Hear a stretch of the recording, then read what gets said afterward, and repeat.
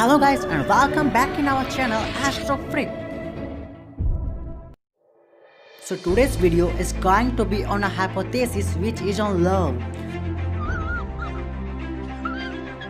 So without wasting the time, let us jump in the topic, a hypothesis on love. Well, so love fills someone's life with happiness or makes someone's life barren. So what is it in love that keeps the ability to do such a big job? People think that there is definitely some power in love. In 1993, Hardaway asked the world a question. What is love? I don't know if he got an answer to this question or not, but scientists in field ranging from anthropology to neuroscience have been asking the same question for decades. It turns out the science behind love is both simpler and more complex than we might think. But most people consider love in a simple way. They think that to keep their lover happy, to respect their lover, to give value, to live the whole life with their lover, this is what they think about love. But we know that there is a science behind everything. So according to our team of scientists led by Dr. Helen Fisher, romantic love can be broken down into three categories: lust, attraction and attachment. Each category is characterized by its own set of hormones stemming from the brain. Testosterone and estrogen drive lust. Dopamine, norepinephrine and serotonin create attraction, and oxytocin and vasopressin mediate attachment. But guys, why do these hormones release?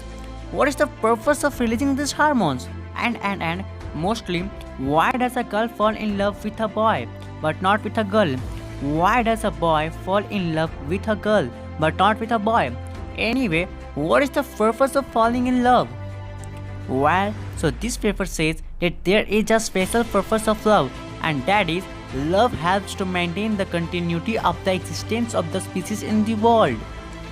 The existence of the species should remain in this world, so we have been made or programmed in such a way that we are automatically attracted to our opposite sex, and then in future we both will have sex, and then our child will come, and then our child will grow up and love someone, and then they will have sex between them in the future, and then they will give birth to their progeny, and so on forever.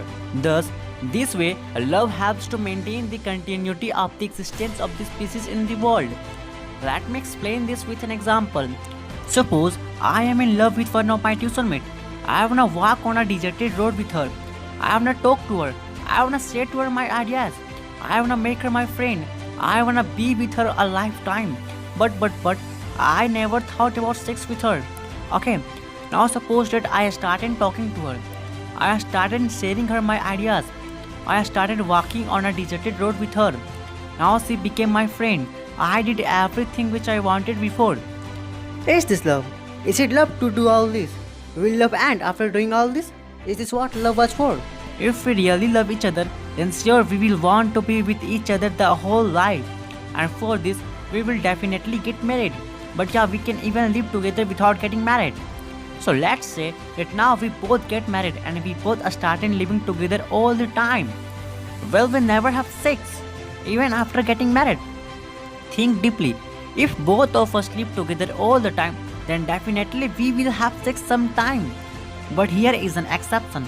Sex will not happen between them, in which there will be a sex-related disease that can spoil the body after having sex. Well, so we can see how love leads to the sex. So from our above discussion, we can somehow conclude that love leads to the sex to maintain the continuity of the existence of the species in the world. The existence of the species should remain in this world, so we have been made or programmed in such a way that we are automatically attracted to our opposite sex, and then in future we both will have sex, and then our child will come, and then our child will grow up and love someone, and then they will have sex between them in the future, and then they will give birth to their progeny, and so on forever. Thus, this way, love helps to maintain the continuity of the existence of the species in the world. I know that you are not going to believe on this hypothesis. If you have any another definition of love, then please share with us in the comment box. So that's all in today's video. I would like to end this video with a question. What if there is no feeling of love in any organism? Think about it, my friend, a time. Okay, See you on an amazing concept in the next video. Till then, subscribe our channel and on the bell icon so that you would get notification of next video automatically. So thanks for watching. Have a good day.